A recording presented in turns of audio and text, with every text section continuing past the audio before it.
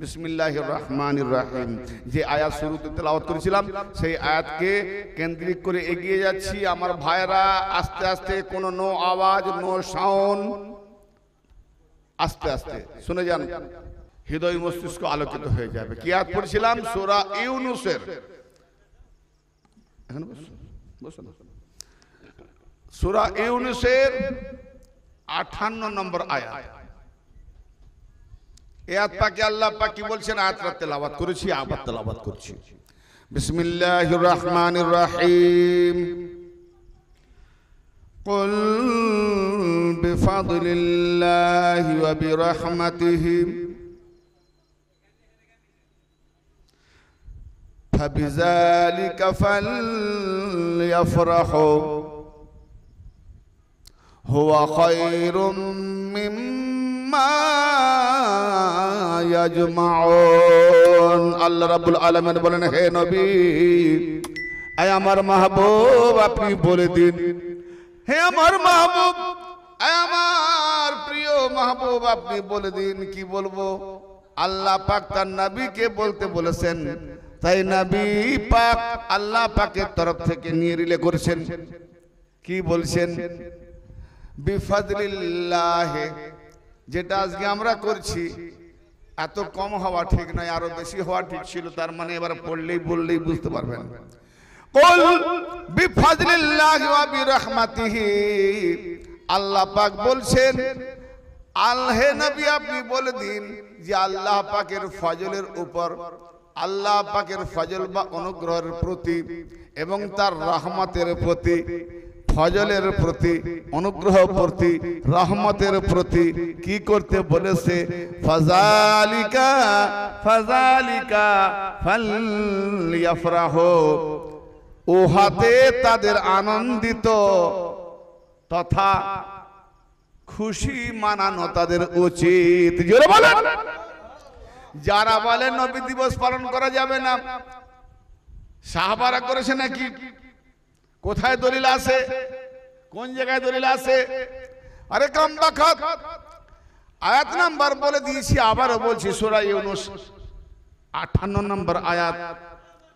এই সূরা ইউনূসের 58 নম্বর আয়াতে আল্লাহ পাক কি বলছেন?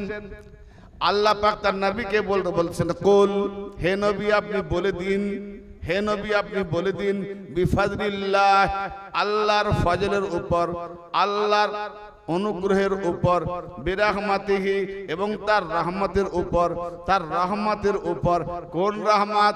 সারা কায়নাতের জন্য যিনি রহমত, তার প্রমাণ সূরা আল আম্বিয়ার 107 নম্বর আয়াতে আল্লাহ পাক প্রিয় পরিচিত সকলের জানা প্রায় আয়াত, ওয়ামা আরসালনাকা ওয়ামা আরসালনাকা ইল্লা রাহমাতাল লিল আলামিন। এই রহমত না পায়, এই রহমত যে পায় না তার মসজিদে ঢোকা উচিত নয়, তার মসজিদে যাওয়া উচিত নয়, কারণ গেলেও কিছু লাভ হবে না।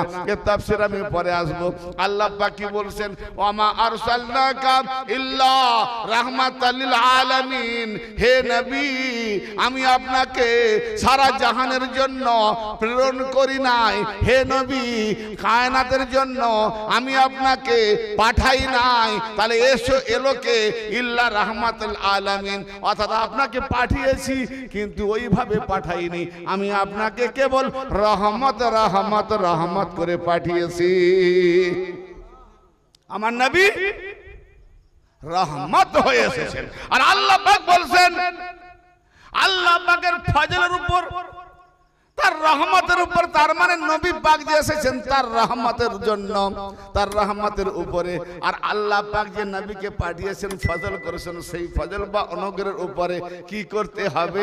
ফাইজা, কি করতে হবে? ফাবিযালিকা ফাবিযালিকা ফাবিযালিকা ফালইফরাহু ফাবিযালিকা ফালইফরাহু, উহাতে তাদের আনন্দিত হওয়া উচিত, উহাতে তাদের খুশি মানা মানানো উচিত।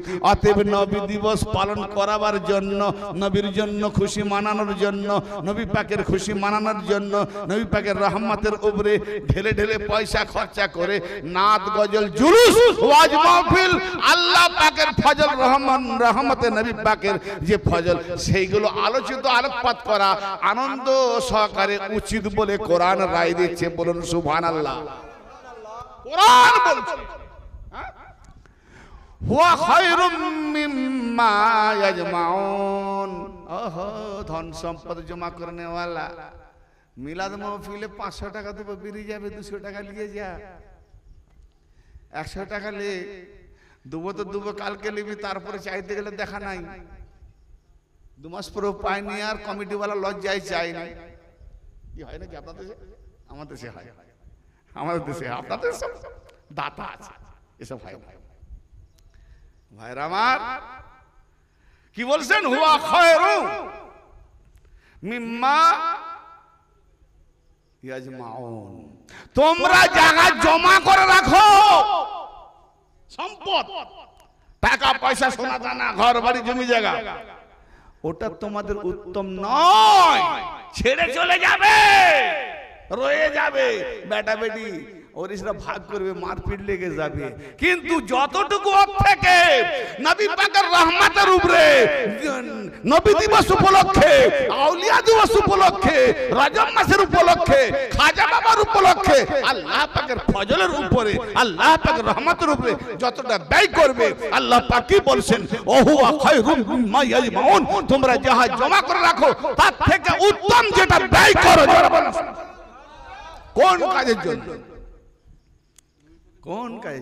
নবীর জন্য, ওলির জন্য। হ্যাঁ, আমরা এখানে ওখানে অনেক ঢেলে দিই, কিন্তু এইসব জায়গায় দিতে গেলে কুঞ্চিসি পানা হয়, কুঞ্চিসি পানা। তার মানে এখানেই বুঝে নিতে হবে শয়তান তাকে বেঁধে রেখেছে, বেঁধে রেখেছে। আল্লাহ যাকে অঢেল দেওয়ার দিল দিয়েছে সেই দেবে, আর আল্লাহ যার দিলে তালা মেরে দিয়েছে তো বেরোবে কি করে? তো ভাই আমার, এত সহজে দিন নয়। এই দিন পেতে গেলে একটু নবীকে জানতে হয়। একটা কথা বলছি, ভালো করে বোঝেন, আর আমি টুকটাক টুকটাক কথা বলবো। মস্তিষ্ক একদম সুই সুতো, সুইয়ের দিকে তাকালে সুতো, আবার সুতোর দিকে তাকালে সুই, আর দুটো যদি একসঙ্গে দেখি, ঠিক ঠিক এই বক্তব্য আমার তাই। শ্রোতা আর বক্তা হুবাহুব না হলে কিছু লাভ হবে না। কেন? এবার আসুন, শুনলেই বুঝতে পারবেন। মুহাম্মদ, আমরা কার কর্ম পড়েছি ভাই? পিছনে ভাইরা জোরে বলেন, লা ইলাহা ইল্লাল্লাহ মুহাম্মাদুর রাসূলুল্লাহ সাল্লাল্লাহু আলাইহি ওয়াসাল্লাম। আল্লাহকে আমরা দেখেছি, তা লা ইলাহা ইল্লাল্লাহ পড়েছি কেন? মুহাম্মদ রাসূলুল্লাহকে আমিনা দেখলো, আমার পূর্বপুরুষ দেখেছে, কিন্তু বাবা আদম পর্যন্ত কেউই আল্লাহকে দেখে কি? তাহলে লা ইলাহা ইল্লাল্লাহ বলবো কার জন্য? কেন? মুহাম্মদ দেখেছেন, মুহাম্মদ বলেছেন, মুহাম্মদকে মেনেছি, তাই মুহাম্মদের জন্য আগে বলেছি লা ইলাহা ইল্লাল্লাহ। জোরে বলেন সুবহানাল্লাহ। মুহাম্মদ যদি আগে না বলতেন লা ইলাহা ইল্লাল্লাহ বলতাম না, আগে মুহাম্মদ রাসূলুল্লাহ বলতাম, ঠিক না? কেন? যার থেকে পাবো তার নাম বলবো। হ্যাঁ না বলেন?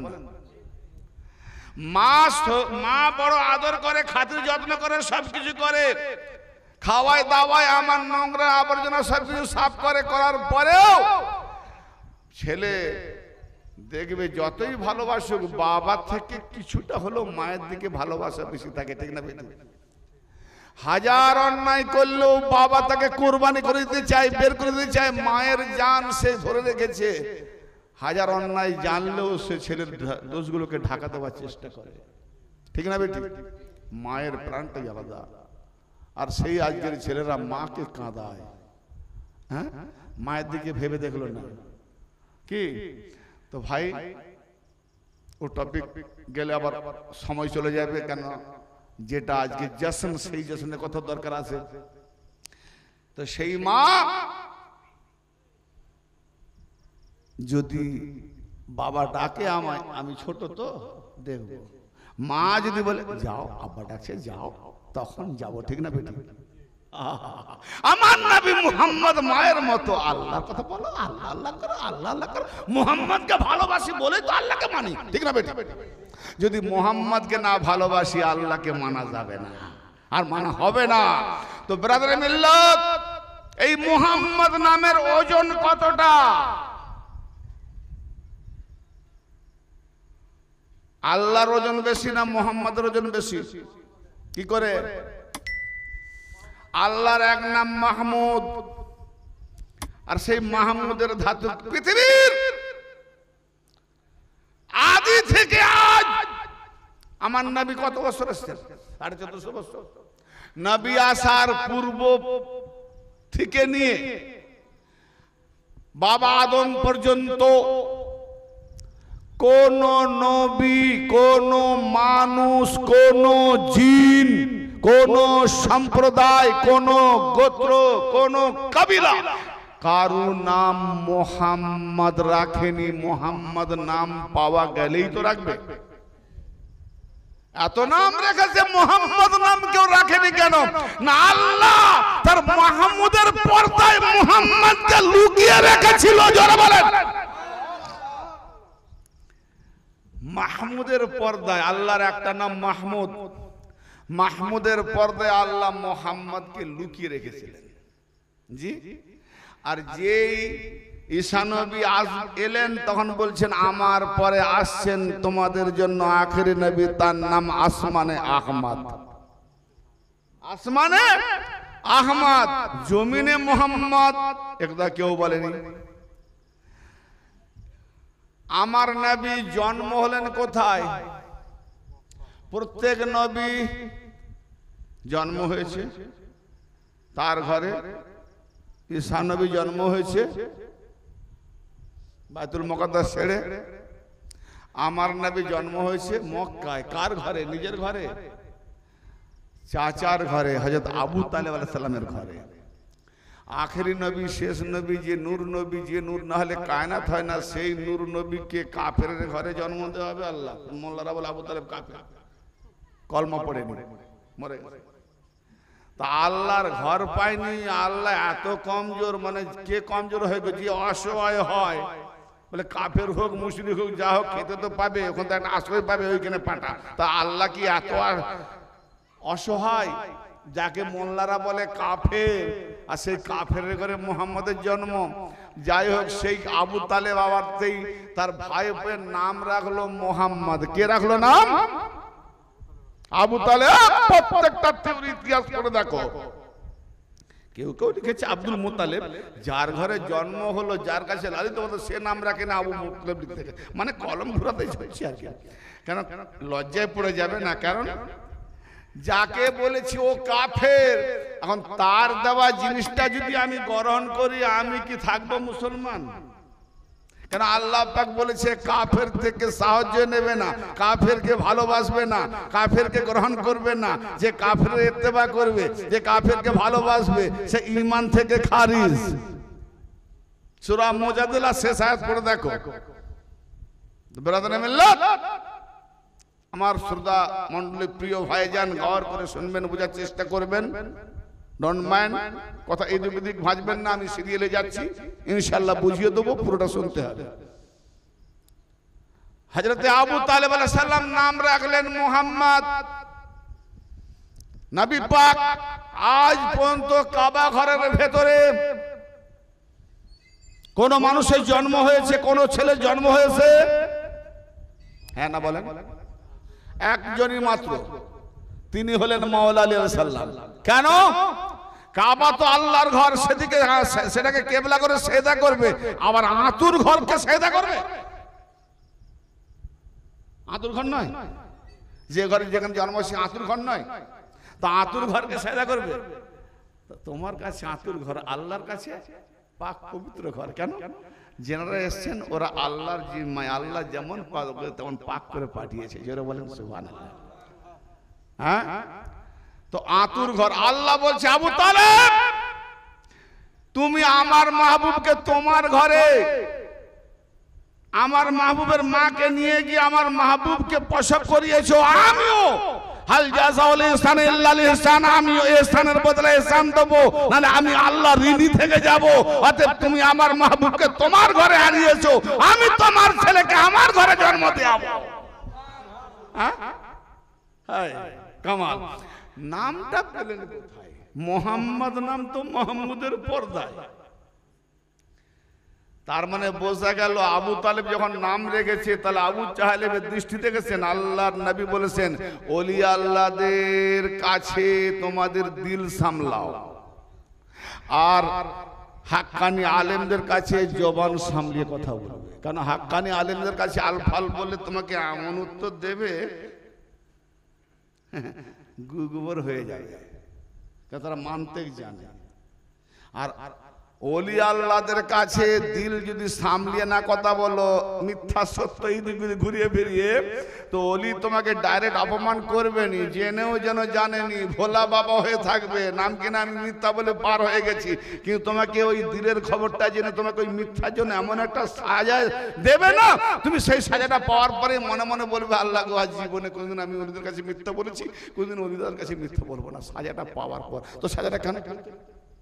এই জন্য ওলিদের কাছে দিল এক আর মুখ এক এরম করবে না, দিল থেকে যা হবে সেটাই বলবে। কিন্তু লজ্জাজনক কথাগুলো যেটা আদব সেটা লুকিয়ে রাখতে হবে। তো ওলিদের কাছে দিল সামলাও, তোমার দিলের ভেতর দিল সামলাও, দিলের মধ্যে প্রতারণা করে না। আর হাক্কানি আলেমদের কাছে জবান সামলাও। তো এ আল্লাহ আবু তালেব আলাইহিস সালাম কত বড় ওলি ছিলেন, আল্লাহর নবী বলছেন যে তোমরা ওলিদের দৃষ্টি শক্তিকে ভয় করো, কারণ তোমার মতো তারা দেখে না। ওলি আল্লাহরা খোদার ৭০,০০০ পর্দাকে ফেরে দেখতে থাকে। তো মাহমুদের পর্দাতে আবু তালেব কি করে দেখতে পেল মুহাম্মদ নাম? জোরে বলেন।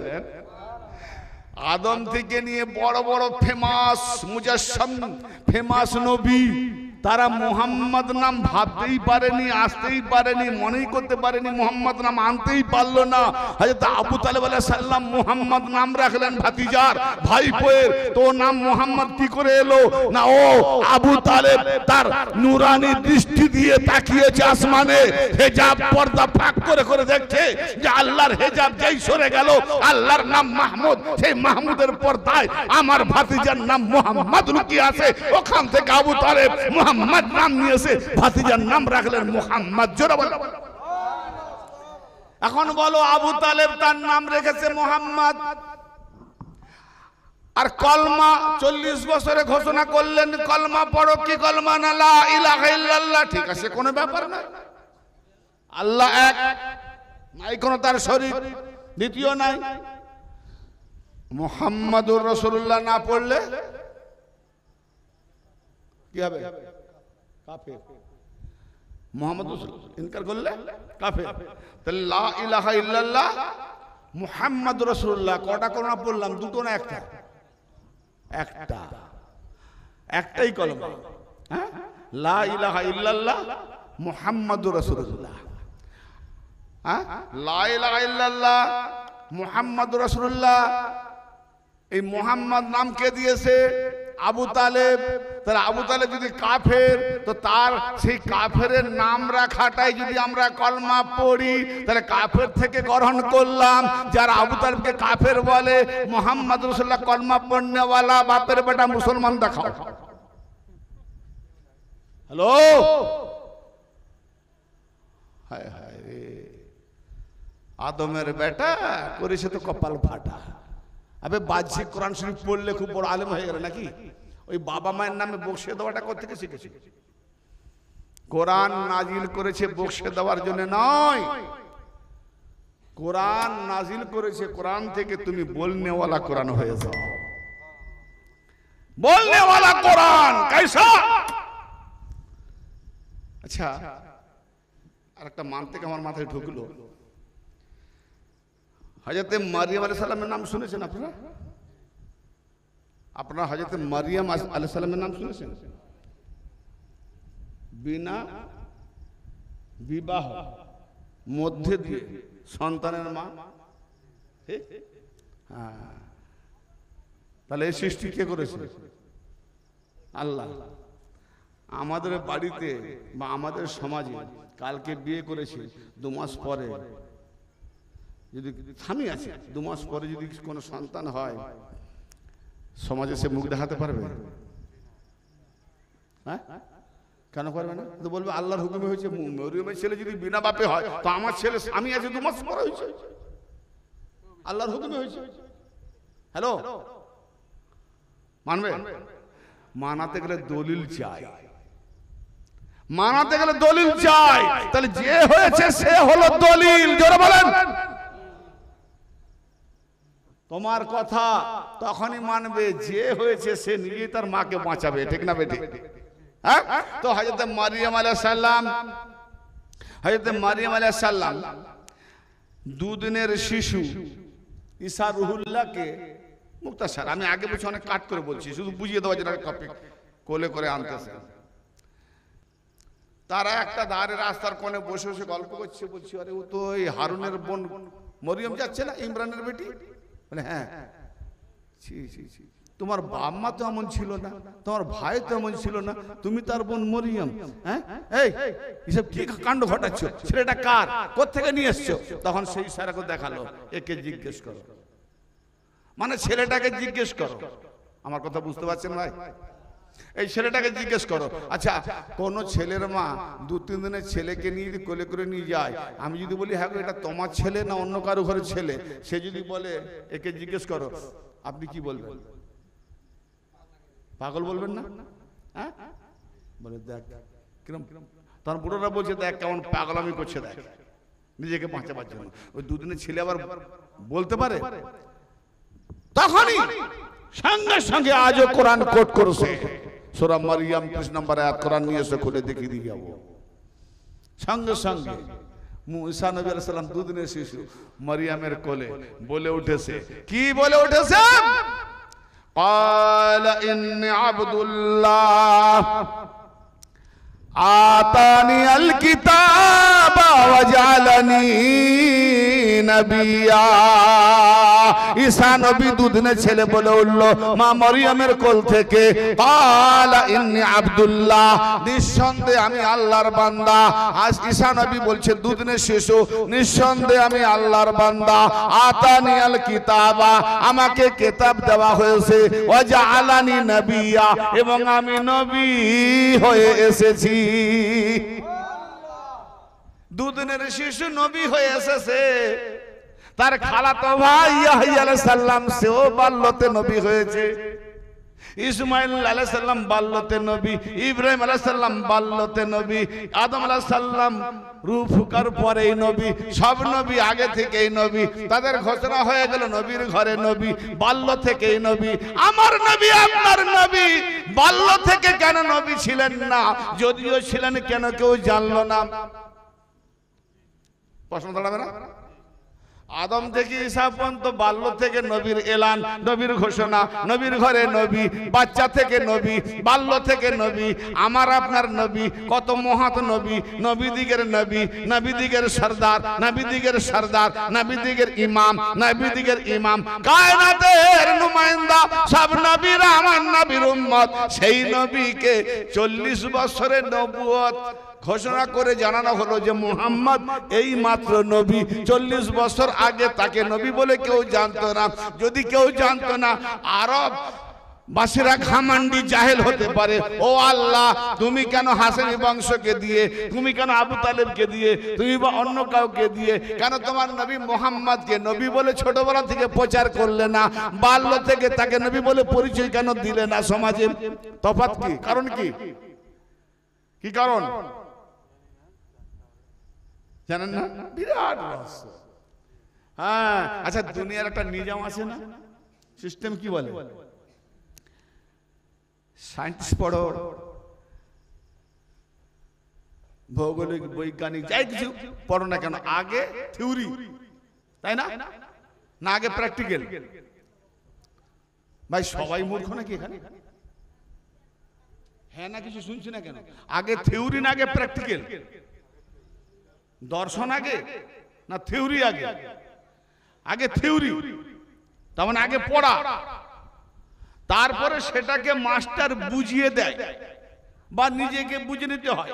বা একটা বাক্য পড়লাম, সেই বাক্যটার মানে যদি কেউ না বুঝতে পারে, সে পড়লো, ছাত্র স্টুডেন্ট পড়লো, পড়ার পরে সে বুঝতে না পারলে তাকে মাস্টার তাকে বুঝিয়ে দেয়, ব্যাখ্যা দিয়ে, উদাহরণ দিয়ে, দৃষ্টান্ত দিয়ে, তাই না, এক্সাম্পল দিয়ে, বিভিন্ন দিক দিয়ে বুঝিয়ে দেয়। তার মানে এটা প্র্যাকটিক্যাল, এটা দর্শন, যেটা দিয়ে বোঝানো হলো। হ্যালো, তাহলে আগে থিওরি, তাহলে আগে থিওরি, আগে পড়ানো হয়, তারপরে আমল হয়। আগে নিয়ত শিখবো, আমল পরে হবে। আগে নামাজ শিখবো, তার মানে পড়বো, শিখবো, তারপরে করব। আগে পড়া, পরে আমল। আগে শিক্ষা, পরে আমল। আগে শিক্ষা, পরে আমল।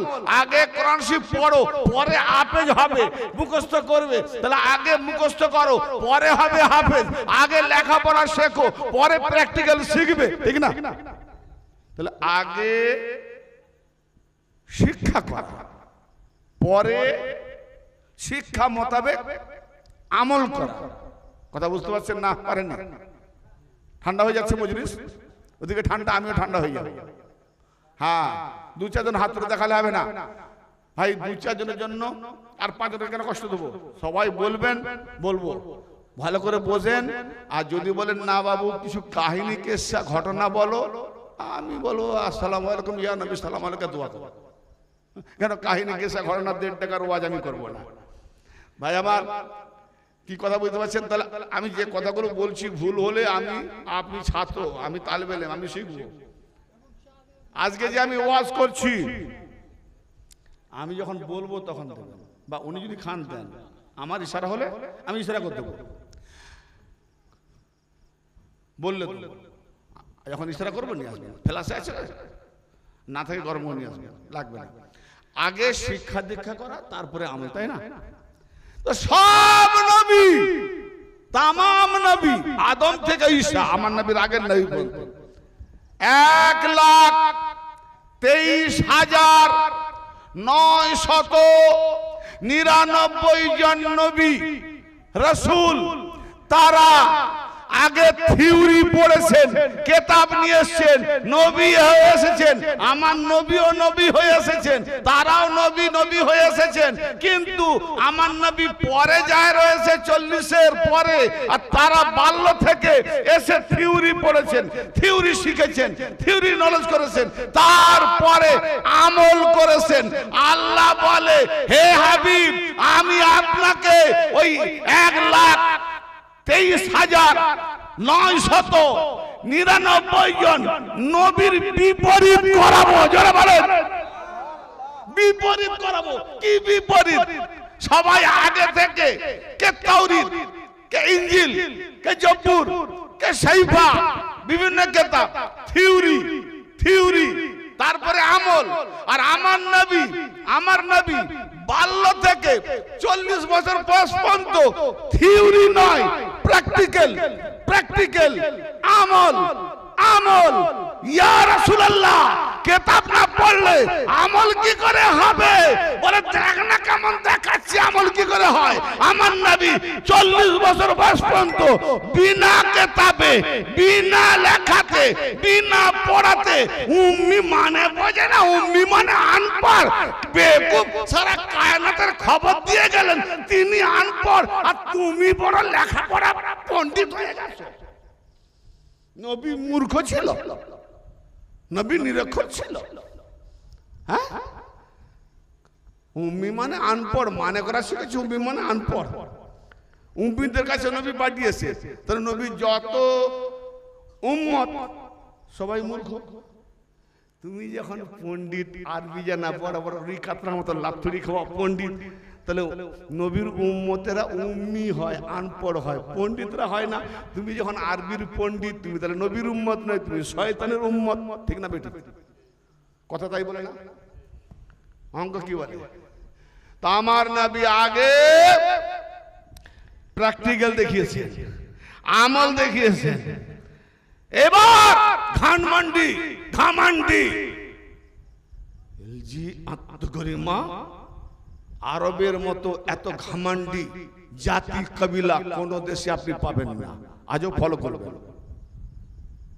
ওই দেশে আমার নবীকে পাঠিয়েছেন যারা মাসুম শিশুকেও বাদ দেয় না, তীর বিদ্ধ করে শহীদ করে, যারা মাসুম শিশুর মরা লাশের গলাটাও কেটে মাথা নিয়ে যেতে কুণ্ঠিত বোধ করে না। এই হলো আরব পশুরাজ, পশুর মতো। ভাবতে বড় অবাক লাগে যখন আমরা ইতিহাস পড়ি। হ্যাঁ, এটা মাসুম শিশু 6 মাসের।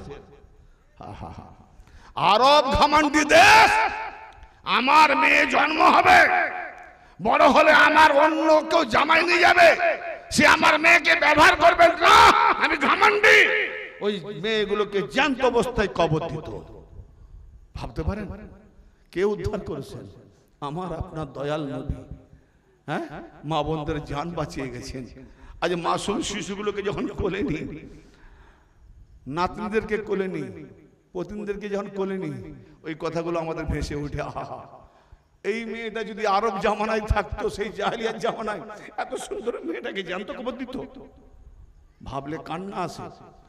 এরকম আমার ঘমন্ডি, সেই রকম একটা ঘমন্ডি আরব কাফের মুশরিকদের সামনে মুহাম্মদকে নবী করে পাঠিয়ে আগে আমল করিয়েছে, থিওরি দেয়নি, আগে আমল করিয়েছে। দেখ তোরা কাকে ইনকার করবি? সমস্ত নবী এসেছে আগে থিওরি পড়েছে, তারপরে আমল করেছে। আমার নবী আগে আমল করেছে, পরে এসেছে 40 বছর পরে থিওরি, কোরআন কালামুল্লাহ। যারা বলেন সুবহানাল্লাহ। তো তুমি কোরআন যদি এলো 40-এ, আমল করলে কি নিয়ে, কি থেকে, কি পড়ে? আল্লাহ বলছে কোরআনের সঙ্গে নবী মুহাম্মদের বাল্য জীবন থেকে 40 পর্যন্ত আর 23টা বছরে নাজিল করা কোরআনকে নিয়ে মিলিয়ে নে। কোরআনের মধ্যে থেকে যদি নবী মুহাম্মদের মধ্যে একটা ত্রুটি দেখাতে পারিস, তো কোরআন আল্লাহর কিতাব নয়, শয়তানের কিতাব। আজও পর্যন্ত কোরআনে একটা আয়াত ত্রুটি দেখাতে পারেনি। জোরে বলুন সুবহানাল্লাহ। সমস্ত ঐতিহাসিকবিদ, বৈজ্ঞানিক সমস্ত গ্রন্থ ঘেটে নিয়েছে, খাঙ্গাল ভাবে খুলে নিয়েছে, পড়ে নিয়েছে, কিন্তু আজও পর্যন্ত মুখ খুলতে পারেনি কোরআনের এই জায়গাটাই ভুল। যদি কেউ জিদের বশীভূত হয়ে আনপড় নাগাওয়ার হিংসাবশত বলেছে এই আয়াতগুলো, তাতেও তার উত্তর দেওয়া হয়েছে যে তুমি যে বলছো এই আয়াত মুশরিককে যেখানে পাও সেখানে কতল করো। তোমার মাকে যদি কেউ ব্যভিচার করে, তোমার মাকে ব্যভিচার করলো, তোমার মেয়েকে ব্যভিচার করলো, আবার চলে গেল, এইরকম যদি একটা রাজত্ব আসে, তুমি কি বলবে? যে বেটা যেখানে পাবি সেখানে মার, ঠিক না বেটি? তো এই আয়াতটা ওই জায়গার জন্য কমপাকাট। কোরআনের আয়াত এখনকার সময়ের কথাকে নিয়ে তখনকার সময়কে নিয়ে যাচ্ছ, পরিস্থিতি দেখবে না। তো অতএব মুহাম্মদকে যদি দেখতে চাও তো কোরআনকে দেখো, আর কোরআনকে যদি দেখতে চাও তো মুহাম্মদকে দেখো। যেমন কোরআন তেমন মুহাম্মদ, আর যেমন মুহাম্মদ তেমন কোরআন। বলুন এই জন্য খুদ মুহাম্মাদই কোরআন। মুহাম্মাদের জন্য থিওরি লাগে না, মুহাম্মদ প্রত্যেক নবীকে শিখিয়েছেন, আর সেই মুহাম্মাদের জন্য আবার কে শেখাবে? সে মুহাম্মদ শিখে এসেছেন। যারা বলেন সুবহানাল্লাহ। অতএব মুহাম্মদ যেখানে যেখানে কদম ফেলেন সেখানে সেখানে সিরাতে মুস্তাকিম হয়ে যায়। যারা বলেন সুবহানাল্লাহ। হ্যাঁ, যে নাম নিয়ে বলছিলাম মুহাম্মদ, ওজন কতটা মনে আছে? হ্যাঁ, আল্লাহর নাম মাহমুদ, এর মানেটা কি জানা নাই? বলে দিই, প্রশংসিত। মাহমুদ মানে প্রশংসিত, আর মুহাম্মদ মানে কি? চরম প্রশংসিত। এই চরম বোঝেন? অতিরিক্ত, উচ্চাঙ্গের, মারিত্যপূর্ণ। কি অবস্থা!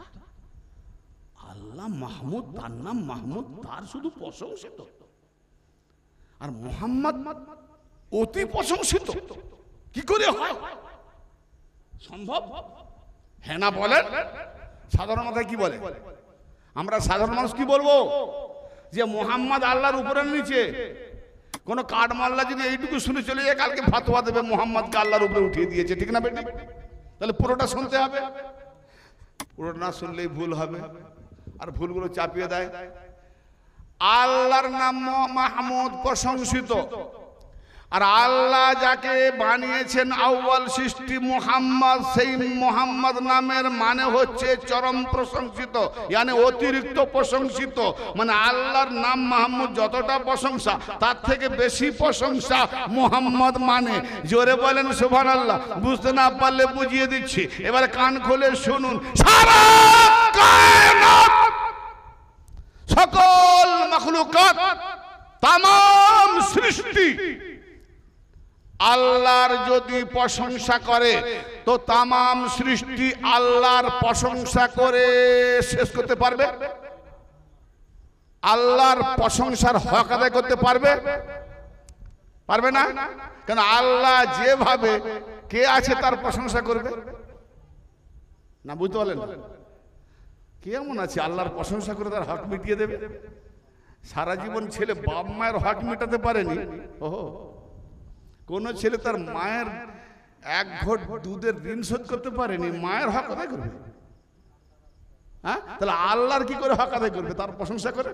অতএব সারা কায়নাত যদি আল্লাহর প্রশংসা করে, আল্লাহর হক আদায় করতে পারবে না।